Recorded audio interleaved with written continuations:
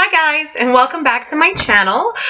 If you're new, I'm Dr. Fuentes and I'm a veterinarian, and I've created this channel to be able to give you information, to be able to discuss topics in vet med, give you some funny stories of things that happened along the way in this crazy veterinary career, and hopefully some insight into how at least this veterinarian thinks.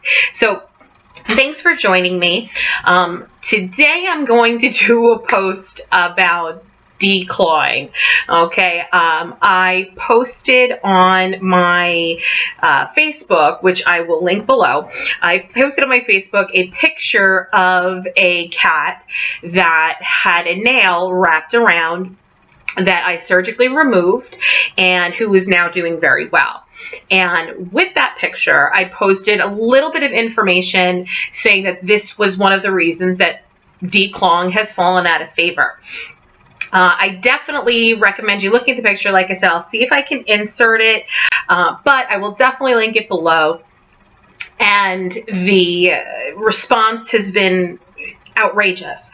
I went to sleep and there were like 20 views on it or something, and I woke up and there were over 300,000 views and 2,000 shares of it. And so I was definitely blown away, and I'm thankful that I've had the opportunity to share that moment with you. But I wanted to use this as a way to kind of discuss declawing and the options a little bit more. So first things first, I do just want to say that patient is doing just fine. Surgery went well. That happened actually a few years ago. That was a bit of an older picture that I posted because I thought it was interesting. So when it comes to declawing, people do it for lots of different reasons, but it has definitely fallen out of favor, and fewer veterinarians are performing the procedure. And really, it comes down to the fact that it's unnecessary, and at the risk of sounding like a 5-year-old, it's kind of mean.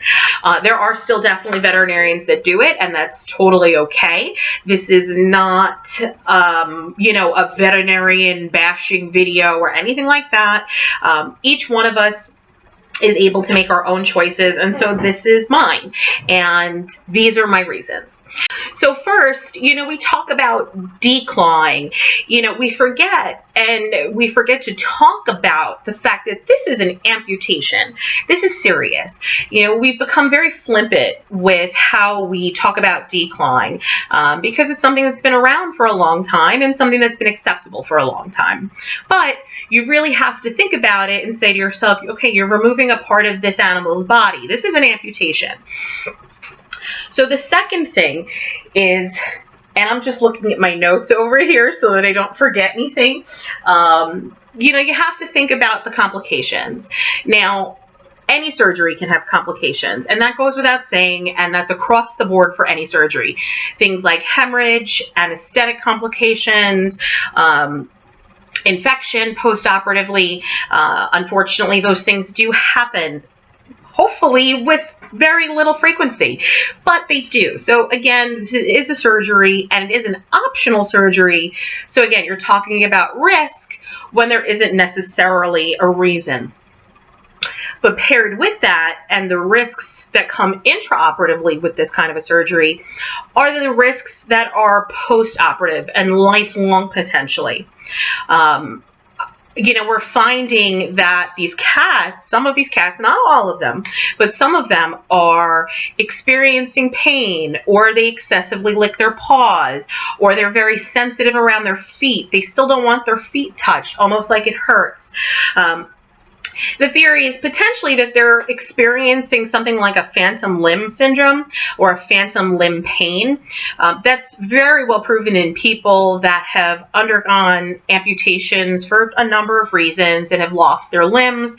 And potentially is something now that we're finding is affecting our animals. And it is uncomfortable, and we're potentially starting a life of discomfort for these animals that we're trying to do our best by. So in that scenario, we're really doing harm where we really shouldn't be. Now, is every cat going to suffer? Absolutely not. But there are ones that do. And really, there's no way to predict which is going to suffer, who is not going to have complications. Unfortunately, that only comes out in time. And then on top of that, now there's no research that's been done about it, but I can tell you from personal experience that many cats, in fact, the vast majority of cats that I've come into contact with that are declawed, have had significant behavioral changes. They are not particularly friendly, even if they once were before. And the thought behind that, my thought behind that, is you've now taken away their defense. You've taken away their way of protecting themselves. And so now all they have are their teeth. So these are cats that we have potentially changed into being more fractious animals. So now potentially we're causing pain and potentially causing different behavior problems. So that to me is a pretty significant thing to think about. And then, you know, the last thing for me right now anyway, you know, when you declaw your cats or you do this amputation, you have to remember now that they no longer have those weapons. So if they were to perchance get out of the house by mistake, they can't protect themselves anymore from other animals that may be in the neighborhood. So even if your cat is a strictly indoor cat, accidents happen. Windows get left open, screen doors get left open, it happens. But we're potentially putting our pets further at risk. So now we've got some pretty big strikes against a cosmetic procedure. So that being said, if there are medically relevant reasons, then absolutely it's important to do. I'm not saying that nobody ever should declaw their cat under any circumstances. That's ludicrous. But I think that it should be warranted. If there are infections that are unhealing, if there are wounds, if there's problems with the nail, problems with that bone, neoplasia, any of those things, then absolutely the veterinarian should do what's right for that pet. So we're kind of speaking in really broad strokes here. So anyway, so that all being said, I wanted to kind of make clear more of the reasons why veterinarians are moving away from doing that procedure. It's a procedure that we know how to do. It's a procedure that is fairly short, and if you know how to do it correctly, it is a procedure that's fairly routine. But this becomes one of those moments of just because we can do it doesn't mean we should. Obviously, if you ever have questions, talk to your family veterinarian. That's what we're here for. We like to be able to give you this information so you can make informed decisions. I hope you guys have a great day. I hope this has kind of started some discussion.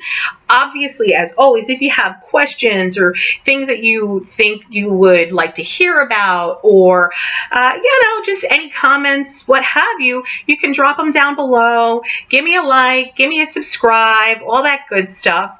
And then hopefully I'll put out some content that you really enjoy.